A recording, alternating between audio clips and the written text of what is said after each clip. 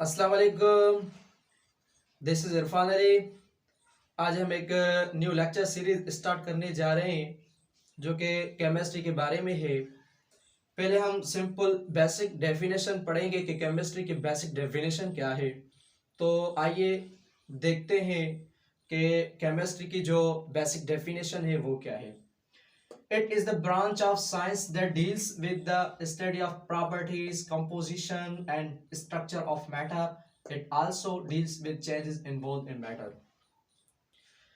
ये साइंस की एक ऐसी ब्रांच है, एक ऐसी शाख है जिसमें हम स्टडी करते हैं मैटर की कंपोजिशन के बारे में, मैटर की प्रॉपर्टीज के बारे में, and structure of matter, and matter की स्ट्रक्चर के बारे में कि मैटर की जो स्ट्रक्चर है वो कौन सी है, और मैटर के अंदर जो भी चेंजेस आती है उसके डिटेल हम स्टडी करें तो उसको हम कहते हैं केमिस्ट्री। ये बेसिक डेफिनेशन है। Properties and composition and structure पे हम आगे बात करते हैं। तो पहले देखें कि मैटर क्या है।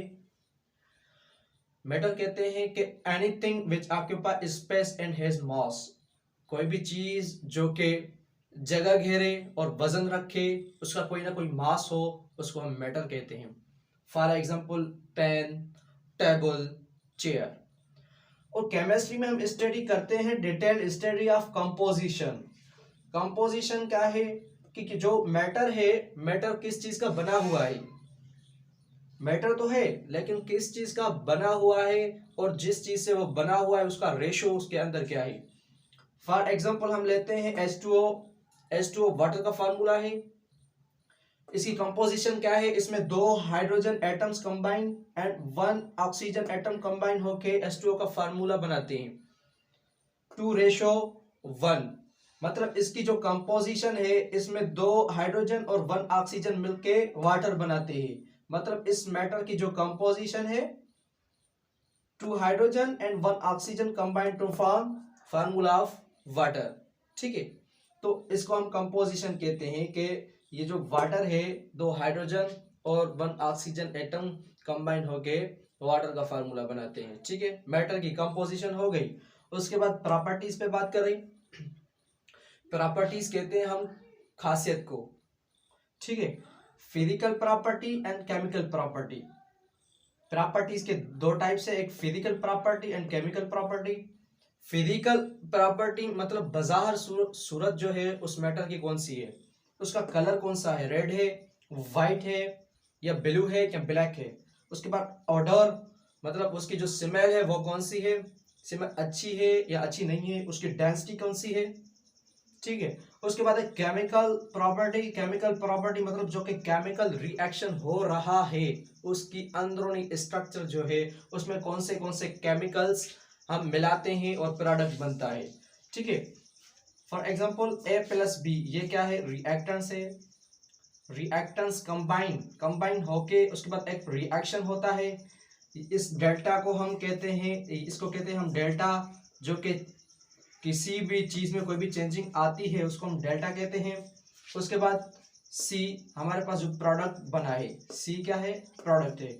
मतलब A+B रिएक्टेंट्स कंबाइन हुए, उसके बाद रिएक्शन हो गया, उसके बाद हमारे पास जो प्रोडक्ट है सी हमारे पास प्रोडक्ट बन गया। ठीक है, ये उसकी केमिकल प्रॉपर्टी है। अंदरूनी स्ट्रक्चर एंड अंदरूनी जो भी इस केमिकल रिएक्शन के अंदर जो भी चेंजेस आती है उसको हम केमिकल प्रॉपर्टी कहते हैं। उसके बाद स्ट्रक्चर। स्ट्रक्चर की दो लेवल्स होती हैं, एक होती है मैक्रोस्कोपिक लेवल, दूसरी होती है माइक्रोस्कोपिक लेवल। मैक्रोस्कोपिक लेवल को हम बज़ाहिर नेक आई के साथ हम किसी भी चीज को देख सकते हैं। फॉर एग्जांपल आइस, ये देखिए आइस है, आइस को हम नेक आई से देख सकते हैं क्योंकि इसकी बाजार सूरत है। उसके बाद माइक्रोस्कोपिक लेवल पे माइक्रोस्कोप के जरिए किसी भी चीज को हम देखें उसको कहते हैं microscopic level. For example atom, atom को हम माइक्रोस्कोपिक के जरिए देखते हैं। देखें ये एटम है, ये क्या है, ऑर्बिट है, इसमें इलेक्ट्रॉन्स है, electrons around the nucleus of an atom के मूव करते हैं। उसके बाद सेंटर पे प्रोटॉन्स होते हैं एंड न्यूट्रॉन्स होते हैं। देखें मैक्रोस्कोपिक को हम नेक्ड आई से देख सकते हैं, पर माइक्रोस्कोपिक लेवल के हिसाब से हम किसी भी चीज़ की स्ट्रक्चर को हम माइक्रोस्कोप के ज़रिए देखते हैं, बज़ाहिर हम उसको नेक्ड आई से नहीं देख सकते। तो गाइज ये जो है सिंपल डेफिनेशन केमिस्ट्री की थी, जिस पे हम डिटेल स्टडी करें उसको क्या कहते हैं, केमिस्ट्री। ठीक है, तो मिलते हैं नेक्स्ट वीडियो में। अल्लाह हाफिज़।